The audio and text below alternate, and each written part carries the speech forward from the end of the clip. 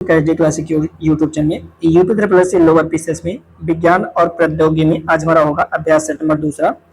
इससे पहले हमने आपको एक सेट करा दिया, अगर आपने उसे नहीं देखा तो जरूर देखिएगा। वीडियो के डिस्क्रिप्शन बॉक्स में प्लेलिस्ट का लिंक दिया हुआ है। चलिए आज एक आसान से क्वेश्चन से आगे बढ़ते हैं। क्वेश्चन कह रहा है कि निम्न पृथ्वी कक्षा जो आपका लो अर्थ ऑर्बिटल है, अगर इसमें कोई उपग्रह लगाया जाता है तो यह पृथ्वी से लगभग कितनी दूरी पर स्थित होगा। देखिए आप सभी लोग जानते हैं कि ये हमारा पृथ्वी है, मान लीजिए, है ना। और इसरो क्या करता है, यहीं से कोई उपग्रह लॉन्च करता है। अब भाई कहीं उपग्रह सेट करेगा ना, तो उपग्रह देखिए अगर पृथ्वी से 2000 किलोमीटर तक के रेंज में है, यानी जनरली 200 से 2000 के बीच में अगर उपग्रह सेट कर रहा है, तो जो ये वाला एरिया पड़ेगा ना, यानी 2000 किलोमीटर तक का जो ये साथी एरिया पड़ेगा ना, इस एरिया को हम LEO यानी लोअर अर्थ ऑर्बिटल बोलते हैं, यानी निम्न पृथ्वी कक्षा बोलते हैं। क्लियर हो गया ना। 200 से 2000 के बीच में जब भी कोई सैटेलाइट लॉन्च कर रहा है तो वो LEO होगा। सपोज करिएगा कि हमारा जो इसरो है वह अपने SSLV के द्वारा कोई रॉकेट लॉन्च करता है, ठीक है, स्मॉल सैटेलाइट लॉन्च व्हीकल। इसका प्रयोग आजकल इसरो करता है छोटे उपग्रह को लॉन्च करने के लिए। और आपसे पेपर में कह रहा है कि भाई इसने जो है LEO में कोई उपग्रह लॉन्च किया है, तो आप क्या समझोगे? आप समझ जाओगे कि यह कुछ और नहीं है बल्कि यह उपग्रह कहाँ पे लगाया गया है, पृथ्वी की जो निम्न कक्षा है यानी सबसे नजदीकी कक्षा है, उपग्रह जो है साथी यहीं पर सेटअप कहीं पर किया गया होगा।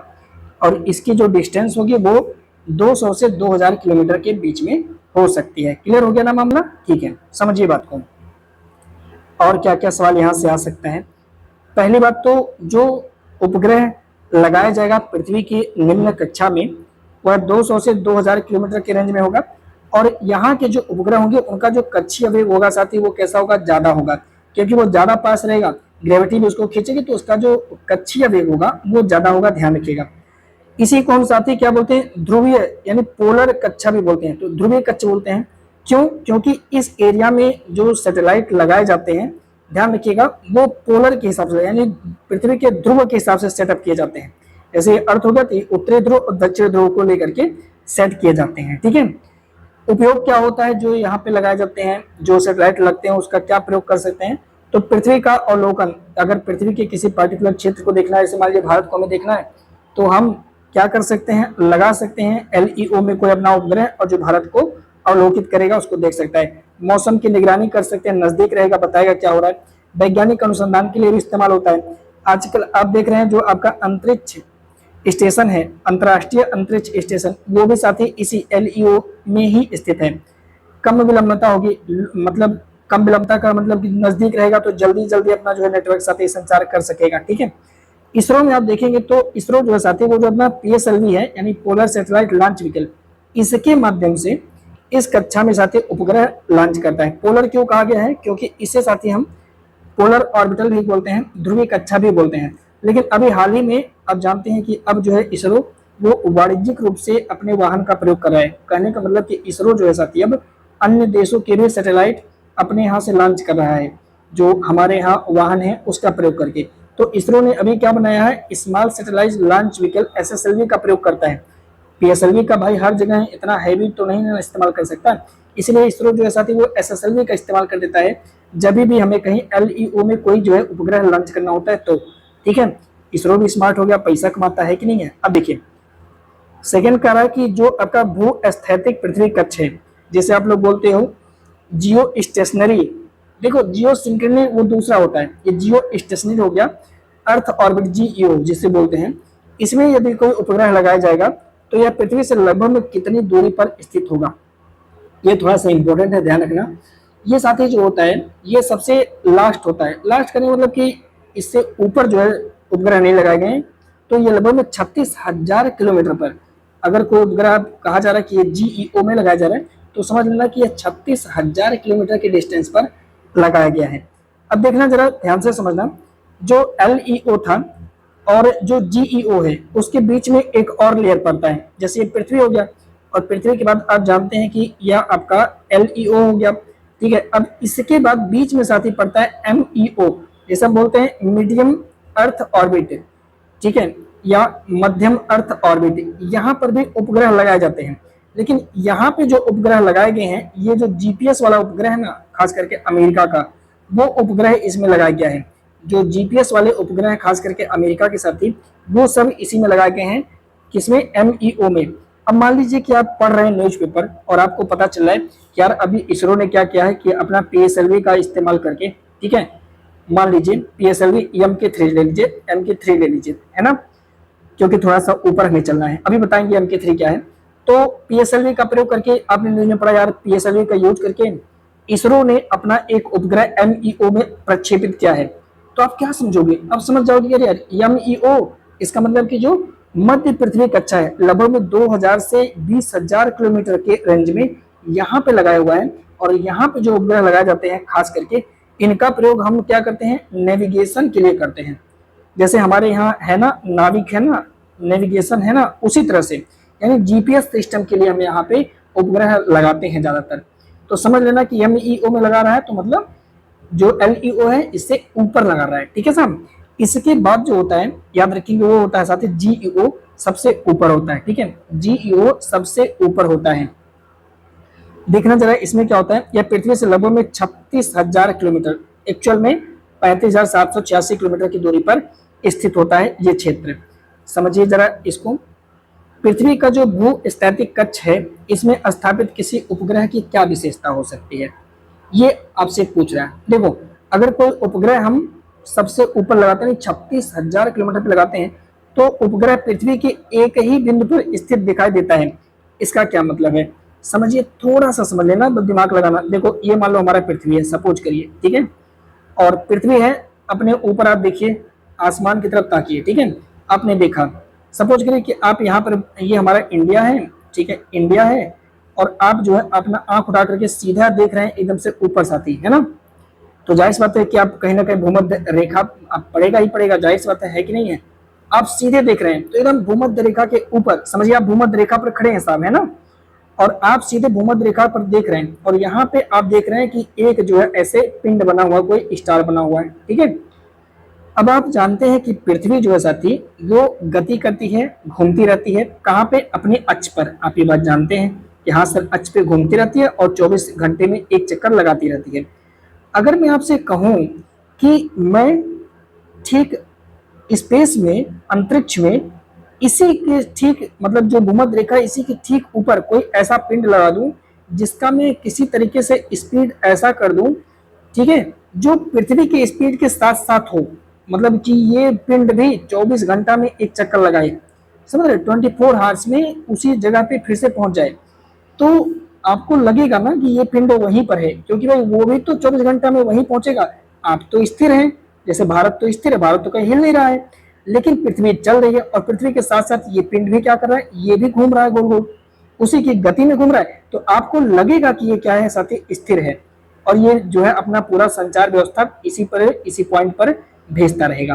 तो जो भी उपग्रह भू-स्थैतिक कक्षा में लगाए जाते हैं, पहली बात तो याद रखिएगा कि वह उपग्रह भूमध्य रेखीय वृत्ताकार पक्ष में, भूमध्य रेखा के ऊपर जस्ट और वृत्ताकार कक्षा में मोशन करते हैं, गति करते हैं, ठीक है। अब आप कहोगे सर, जितने देश हैं उन सबके उपग्रह भूमध्य रेखा के ऊपर लगा दिए जाएंगे, तब तो पूरा उपग्रह का पूरा एकदम से ग्रुप बन जाएगा, और ऐसा भी हो सकता है सारे उपग्रह टकरा जाए। बिल्कुल आप सही सोच रहे हैं, ऐसा बहुत होता है, बहुत नजदीक नजदीक ऐसे पूरे देश के सबके उपग्रह साथी लग चुके हैं, और इतने उपग्रह हो चुके हैं कि अब जगह ही नहीं बचा है किसी और देश का यहाँ पे उपग्रह सेट करने के लिए। सबके बहुत ज्यादा उपग्रह साफ हो चुके हैं, बहुत ज्यादा उपग्रह, ठीक है। तो अब इसके लिए अलग तरीका ढूंढा जा रहा है कि भूमध्य रेखा पर नहीं, भूमध्य रेखा के सीधाई पे लॉन्च नहीं करके जियो संकीर्ण कर रहे हैं, इसका थोड़ा सा ऊपर से 5 डिग्री ऊपर इस तरह से लॉन्च कर रहे हैं, ठीक है, इस तरह से। तो यहाँ पे याद रखेंगे, जो उपग्रह भू-स्थैतिक कक्षा में लगाया जाएगा, वह उपग्रह साथी अत्यंत विशाल क्षेत्र को, लगभग में पृथ्वी की 1/3 भाग को कवर करता है। बिल्कुल सही है, तीनों स्टेटमेंट आपके सही है, डी हो जाएगा प्रश्न का राइट आंसर। उम्मीद करते हैं कि आपको समझ में आ गया होगा कि भू-स्थैतिक कक्षा क्या है, ठीक है। और ये जो कक्षा है वो 36,000 किलोमीटर के डिस्टेंस पर है। यहाँ पे जो उपग्रह लगाओगे ऐसा लगेगा कि एक ही बिंदु पर स्थिर दिखाई देगा, भूमध्य रेखीय वृत्ताकार है, कवरेज एरिया साथ ही ज्यादा होता है, टेलीविजन का प्रसारण यहीं से होता है, ठीक है। मौसम उपग्रह है, मौसम की पूरी जानकारी देगा क्योंकि पूरा एरिया कवर करेगा, लंबी दूरी तक इसका संचार साथी हो सकता है। तो अगर मान लीजिए अब आप कहीं न्यूज में पढ़ो कि किसी का अमेरिका का या नासा का कोई उपग्रह है जो जीईओ में लगाया गया, तो आप क्या समझोगे? आप समझ जाओगे कि यार बहुत ऊपर लगाया गया है। इसका उद्देश्य भारी हो सकता है, प्रसारण हो सकता है, मौसम हो सकता है, संचार को ज्यादा करना हो सकता है, कुछ भी हो सकता है। तो अब आप जब पढ़ोगे तो आपके दिमाग में क्लिक कर जाएगा। ठीक है, अगला इसरो का जो प्रक्षेपण यान है साथी GSLV मैक 3, इसके बारे में पूछ रहा है कौन सा स्टेटमेंट आपका सही होगा साथी, है ना। GSLV M3 के बारे में आपसे पूछ रहा है कौन सा होगा सही। अब देखिएगा, यह इसरो का सबसे भारी और सबसे शक्तिशाली उपग्रह प्रक्षेपण यान है। पहली बात तो याद रखिएगा, जियो सिंक्रोनस होता है, सैटेलाइट होता है, लॉन्च होता है, व्हीकल होता है। GSLV का पूरा नाम geosynchronous satellite launch vehicle M3, इसका मतलब समझिए एक सीरीज है, लेकिन अब इसका नाम बदल करके साथी LVM3 कर दिया गया है। तो आजकल पेपर में आप देखोगे इसके इसरो ने अपने LVM3 रॉकेट से कोई चीज लॉन्च किया है, कोई सैटेलाइट लॉन्च किया है, तो आप समझ लेना कि LVM3 और कोई नहीं है बल्कि GSLV MK3 का ही अपडेट वर्जन है। ठीक है, ध्यान रखना। और ये कौन है? ये इसरो इसको बोलता है भारत का बाहुबली, मतलब कि ये सबसे शक्तिशाली उपग्रह है, इसे हम भारतीय बाहुबली बोलते हैं। इसकी जो पेलोड क्षमता है, पेलोड मतलब किसी को ले जाने की क्षमता है, अगर वो भू स्थानांतरण कक्षा में है, भू स्थिर यानी स्थानांतरण कक्षा में है, तो वो 45 लगभग में 4.5 टन के आसपास में साथी इतना किलोग्राम का उपग्रह ले जा सकता है। सोचिए अगर वो साथी भू स्थैतिक कक्षा है, अगर वहां पे जाएगा तो लगभग में 4.5 टन यानी 4500 किलोग्राम का कुछ ले जा सकता है। जबकि अगर आपका लोअर अर्थ ऑर्बिटल में ले जाना होगा तो 8000 से 10000 किलोग्राम तक का भार ये ले जा सकता है, इतना पावर है। हाँ, यहाँ पे एक पॉइंट और ध्यान रखना होगा कि GSLV MK3 में साथी हम क्रायोजेनिक इंजन का प्रयोग करते हैं, जो कि स्वदेशी रूप से विकसित किया गया। ये बहुत बड़ी उपलब्धि है भारत की कि क्रायोजेनिक का इस्तेमाल भारत इसके अंदर कर रहा है साहब। ठीक है, आज की क्लास थोड़ी सी डिफरेंट लग रही होगी क्योंकि थोड़ा सा आपके लिए टेक्निकल वर्ड है, पर मैं इसको बहुत इजी करने की कोशिश कर रहा हूँ, है ना। देखो, हम अगर बात करेंगे GSLV MK3 को लेकर के, तो जियो सिंक्रोनस सैटेलाइट लॉन्च व्हीकल है, MK3 इसका सीरीज है। ठीक है, इसकी ऊंचाई कितनी है? तो आपने देखा होगा अभी हाल ही में जो इसरो लॉन्च कर रहा है साथी, तो उसमें एक इधर से छोटा सा पैर और एक बीच में सांप इस तरह से है। ठीक है, आपने देखा होगा, और इसके बगल में इस तरह से, आजकल आप इसे ही देखे होंगे, जो चंद्रयान वगैरह गया है इसी से गया है। तो ये हमारा GSLV है साहब। ठीक है, ये लेकर जा रहा है। तो आप देखेंगे इसकी जो टोटल ऊंचाई साथी वो लगभग में 43.5 मीटर है, और इसका जो डायमीटर है पूरा का पूरा ये 4 मीटर के आसपास में है। GTO में आप देखेंगे ये लगभग में 4000 किलोग्राम या आप कह सकते हैं 4.5, ठीक है, टन तक किसी चीज को ले जा सकता है।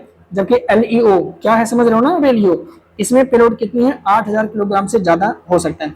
इसमें साथ ही 3 चरण होते हैं। ठीक है, पहले चरण पे जो इसका ठोस ईंधन होता है वो जलता है।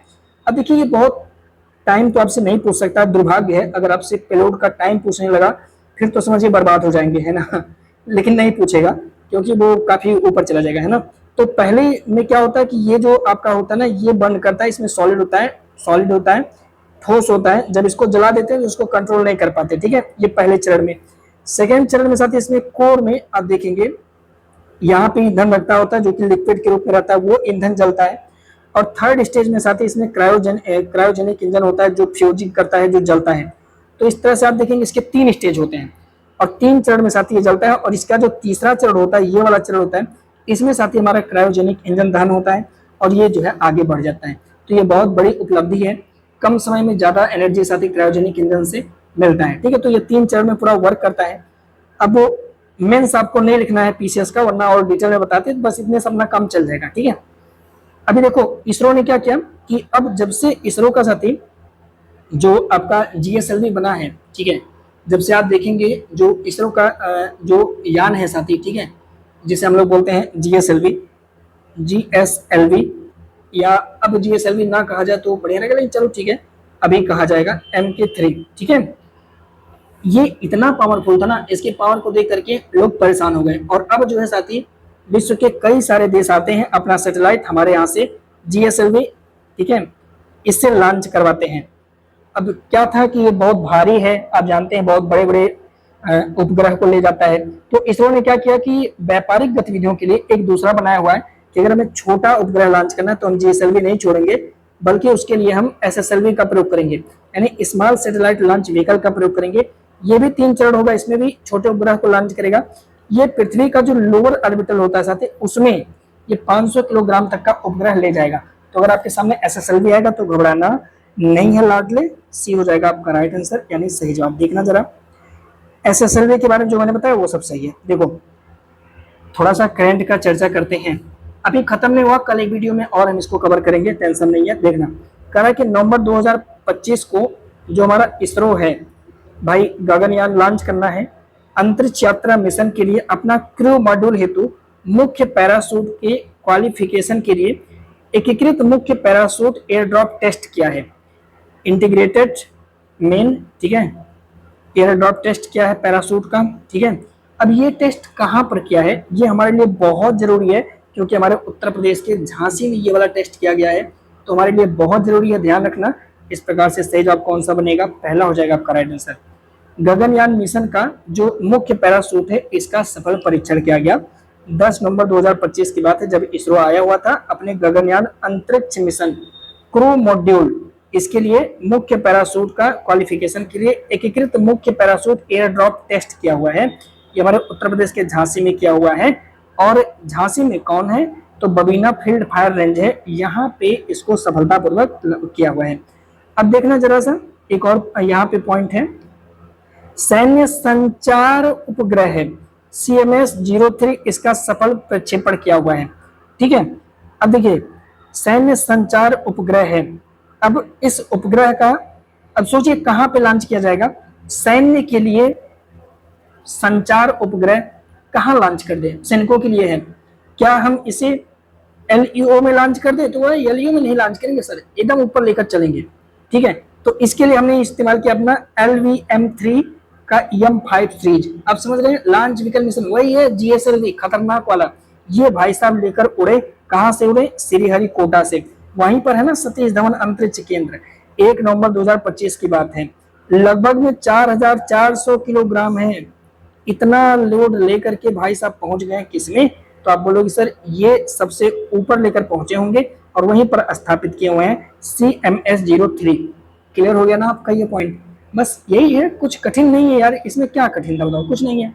देखो अगला क्वेश्चन है, कह रहा है कि हाल ही में इसरो ने अपने सबसे भारी प्रक्षेपण यान LVM-3M6 के जरिए ब्लू बर्ड ब्लॉक 2 एक संचार उपग्रह है, इसका सफलतापूर्वक प्रक्षेपण किया है। और आप जानते हैं कि इसका उपयोग हम कब करते हैं, जब हमें भूस्थैतिक कक्षा में कुछ ले जाना होता है तभी हम इसका प्रयोग करते हैं, ठीक है। इसे लॉन्च किया भाई साहब, और कह रहा है कि जो ये है ब्लू बर्ड ब्लॉक 2 संचार उपग्रह कौन से देश का है, आपको जान के हैरानी होगा, ये अमेरिका का है, भारत ने लॉन्च किया है। अब सुनिए, बी हो जाएगा राइट आंसर, समझिए इस बात को। अभी बात है 24 दिसंबर 2025 की, हमारे इसरो ने आंध्र प्रदेश के श्रीहरिकोटा से जो सतीश अंतरिक्ष धवन केंद्र यहाँ से इस्तेमाल किया है किसका, LVM-3M6 का, और ब्लू बक ब्लॉक 2 संचार उपग्रह है साथी, इसे लॉन्च किया है। ब्लू बक ब्लॉक 2 अमेरिका का कंपनी AST स्पेस मोबाइल, ठीक है, इसका संचार उपग्रह है, अगली पीढ़ी के लिए ये साथी इसको लॉन्च करवाया हुआ है। इसका जो मिशन का है ब्लू बर्ड ब्लॉक 2 का मिशन है सीधे मोबाइल फोन पर सैटेलाइट आधारित 4G 5G वॉइस और वीडियो कॉलिंग, टेक्स्ट स्ट्रीमिंग और डेटा कनेक्टिविटी हर जगह हर समय उपलब्ध कराना, पहाड़ पानी आकाश धरती हर जगह उपलब्ध कराने का टारगेट रखा हुआ है। तो ये क्लियर हो गया ना, ब्लू बर्ड ब्लॉक 2 कौन है, अमेरिका की कौन सी कंपनी है, तो अब बताना AST स्पेस मोबाइल है, धड़ाक से उड़ा देना, सवाल आएगा पेपर में, है ना। चलो चंद्रयान 5 को ऐसे लॉन्च करने की प्लानिंग 28-29 में है, देखिए क्या होता है, ठीक है। कह रहा है इसके बारे में निम्नलिखित में से कौन सा कथन सही है, इसका प्रक्षेपण 2028-29 में की जाएगा, सही है। इसरो है और जापान अंतरिक्ष एजेंसी जाक्सा, ये दोनों लोग मिलकर काम कर रहे हैं इस पर, बिल्कुल सही है। मिशन में इसरो के द्वारा लूनर लैंडर बनाया जाएगा, बिल्कुल सही है, जबकि रोवर जो है साथी ये बना रहा है, सभी कथन यहाँ पे सही है, डी आपका हो जाएगा राइट आंसर। इस बार जो है लूनर और रोवर अलग अलग लोग बना रहे हैं, इसको हम लोग लूपेक्स के नाम से बोल रहे हैं। लूपेक्स का मतलब है लूनर पोलर एक्सप्लोरेशन मिशन। कब लॉन्च किया जाना है, 2028-29 में यह मिशन। इस मिशन में आप देखेंगे इसरो और जापान का जाक्सा, ये दोनों लोग काम कर रहे हैं। इसरो साथी लूनर लैंडर बनाएगा और जाक्सा जो है साथी ये रोवर इस बार बनाएगा। मिशन का उद्देश्य चंद्रमा के दक्षिणी ध्रुव में साथी पानी के बर्फ होने की संभावना है, इसीलिए साथी इसे वहीं पर उतारा जाएगा, ध्यान रखना होगा, ठीक है। मतलब दक्षिणी ध्रुव पर इसे उतारने की कोशिश कर रहे हैं। अगला खबरों में रहा मोन्स मोर्टन क्या है। अब देखिए ये चर्चा में था, मोन्स मोर्टन बहुत बार पेपर में आ भी सकता है। तो यही है साथी चंद्रमा के दक्षिण ध्रुव पर एक ऊंचा पर्वत, और यहीं पर उम्मीद है कि हमें जो है बर्फ के सैंपल मिल सकते हैं साथी, ठीक है। लेकिन यहाँ चंद्रयान 5 नहीं ले जाना, चंद्रयान 4 लेकर जाएगा इंडिया, ठीक है। तो इस प्रकार से राइट आंसर आपका हो जाएगा बी। चंद्रमा के दक्षिण ध्रुव पर स्थित एक ऊंचा पर्वत है, इसका नाम है मोन्स मोर्टन, ठीक है। देखना जरा मोन्स मोर्टन की बात करेंगे तो यह चंद्रमा के दक्षिण ध्रुव पर स्थित एक ऊंचा पर्वत है। यह वैज्ञानिक दृष्टि से बहुत महत्वपूर्ण है क्योंकि इसके पास गहरे खड्डे हैं जहां पे बर्फ होने की संभावना है। अब चर्चा में क्यों था, 9 फरवरी 2026 को इसरो ने चंद्रयान 4 मिशन के लिए चंद्रमा के दक्षिण ध्रुव के पास मोन्स मोर्टन इस जगह को सिलेक्ट किया हुआ है कि भाई हम यहीं पर लैंड करेंगे। इस बार जो हमारा चंद्रयान 4 जाएगा मोन्स मोर्टन पर जाएगा। चंद्रयान 4 भारत का पहला लूनर सैंपल रिटर्न मिशन होगा। इसका मतलब कि लूनर यानी चंद्रमा से हमें सैंपल लेकर के रिटर्न आना है। तो चंद्रयान 4 का उद्देश्य क्या है कि वहां से मिट्टी लेकर आएगा चंद्रमा से, इस बात को ध्यान रखना है। रोचक होगा ये घटना, है ना, भारत के लिए गर्व की बात होगी। अगला देखो कह रहा है कि कौन सा कथन है जो आर्टेमिस 2 ये मिशन है साथी इसके बारे में सही है। तो कह रहा है कि यह मिशन 5 अप्रैल 2026 को फ्लोरिडा स्थित नासा के कैनेडी स्पेस सेंटर से लॉन्च किया गया था। 5 को नहीं लॉन्च किया गया था, 1 अप्रैल को लॉन्च किया गया था। चर्चा में था, 4 लोग गए थे, आपको पता होगा, बहुत चर्चा में था। यह मिशन 10 अप्रैल को सैन डियागो जो कि जानते हैं अमेरिका का के प्रशांत महासागर में सफल लैंडिंग के साथ समाप्त हुआ। बिल्कुल सही है, सैन डियागो में उतरा था। यह एक मानव युक्त मिशन था। इसमें 4 अंतरिक्ष यात्री को भेजा गया था जिसमें commander Reed Wiseman commander Reed Wiseman Canada के नहीं थे बल्कि ये नासा से हैं। तो यार ये भी कथन गलत हो जाएगा। तो सही कौन होगा, केवल 2 आपका सही है। खतरनाक सवाल है भाई ये, तो सी हो जाएगा आपका राइट आंसर। देखना जरा आर्टेमिस मिशन 2 के बारे में। यह एक परीक्षण उड़ान है जिसमें 4 अंतरिक्ष यात्री ओरियन अंतरिक्ष यान में बैठ करके चंद्रमा पर परिक्रमा करेंगे। ध्यान रखना, उतरेंगे नहीं चंद्रमा पर, परिक्रमा करेंगे, ठीक है, किए हैं। अंतरिक्ष यात्री में नासा के रीड वाइजमैन हैं और नासा के विक्टर ग्लोवर हैं, नासा के ही क्रिस्टिना कोच हैं, लेकिन एक लोग कनाडा से हैं। कौन, जिनका नाम है जेरिन हेंसन, ठीक है, ये कनाडाई अंतरिक्ष एजेंसी से हैं। यह मिशन 10 अप्रैल 2026 को सैन डियागो के तट पर प्रशांत महासागर में सफल लैंडिंग के साथ समाप्त हो गया। यह मतलब स्टार्ट हुआ था 1 अप्रैल 2026 को। फ्लोरिडा है वहां का जो नासा का जो कैनेडी स्पेस सेंटर है वहां से कॉम्प्लेक्स 339B के जरिए, मतलब उसका जो लॉन्च मशीन है उसके जरिए साथी ये रवाना किया गया था, ठीक है। अगला Nancy grace Roman space telescope, ये आखिरी क्वेश्चन होगा क्योंकि बहुत ज्यादा लोड हो जाएगा वरना आपके ऊपर। तो कह रहा है कि Nancy grace Roman space telescope के बारे में कौन सा कथन सही है। यह टेलीस्कोप जो दृश्य है या जो निकट अवरक्त प्रकाश है में ब्रह्मांड का निरीक्षण करेगा। हब्बल टेलीस्कोप की तुलना में 100 गुना ज्यादा ये तेज डाटा को एकत्रित कर सकता है। आज तक आनंद हब्बल सबसे बड़ा टेलीस्कोप माना जाता है कि नहीं है, पर ये जो आपका Nancy grace Roman space telescope है ये उनसे ही ज्यादा एक्टिव और तेज माना जाएगा। इसका जो मुख्य दर्पण ये 5 मीटर चौड़ा है, गलत है। इसका जो मुख्य उद्देश्य है वो डार्क एनर्जी और डार्क मैटर को समझना, ये बात भी बिल्कुल सही है। तो पहला और तीसरा आपका सही है, तो डी आंसर हो जाएगा प्रश्न का राइट आंसर। थोड़ा सा समझते हैं नैन्सी ग्रेस रोमन, तो ये है क्या, तो यह नासा का अगली पीढ़ी का इंफ्रारेड अंतरिक्ष वेधशाला है जिसे 30 अगस्त 2026 को सूर्य की L2 कक्षा, सूर्य का भी अपना कक्षा है, कभी पढ़ा देंगे आपको, है ना, कभी का इसी सीरीज में आएगा, ठीक है। L2 कक्षा में, क्योंकि अभी सूर्ययान, चंद्रयान और आदित्य L1 ये सब तो बचा है, तो धीरे धीरे हो जाएगा, ठीक है।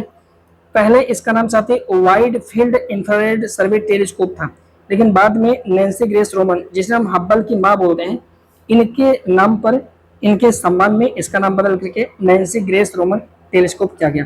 यह क्या करेगा, दृश्य और निकट अवरक्त प्रकाश में ब्रह्मांड का निरीक्षण करेगा। हब्बल टेलीस्कोप की तुलना में 100 गुना फास्ट काम करेगा। मुख्य दर्पण कितना 2.4 मीटर का है, जबकि इसका जो फील्ड ऑफ व्यू है वह हब्बल की तुलना में 100 गुना ज्यादा बड़ा है साथ में इसका जो मुख्य लक्ष्य है वो डार्क एनर्जी, डार्क मैटर को समझना है, आकाश गंगाओं के 3D मानचित्र बनाने हैं और हजारों जो सुपरनोवा विस्फोट होते हैं इनको समझना है। उम्मीद करते हैं कि ये भारी भरकम शब्दावली आपको बहुत आसान से समझ में आ गया होगा। तो दिल से एक लाइक करना और जरूर बताना कमेंट्स करके कि ये सेशन आपको कैसा लगा। अगर आप कहते हैं तो नंबर ऑफ क्वेश्चन बढ़ा दिया जाएगा, पर मैं कहता हूँ कि 10 सेट करके जाना, पेपर में धुआं धुआं मचा दोगे, कुछ भी बचेगा नहीं। लेकिन इसका ये मतलब नहीं है कि आप सबका यूट्यूब छोड़ दो। अरे जो लोग प्रैक्टिस करा रहे हैं ना, उन सबका भी प्रैक्टिस करते रहो। पता नहीं किसके यहाँ से कौन क्वेश्चन आ जाए, है कि नहीं है। तो ध्यान रखना। मिलते हैं अगले सेशन में। वंदे मातरम, जय हिंद।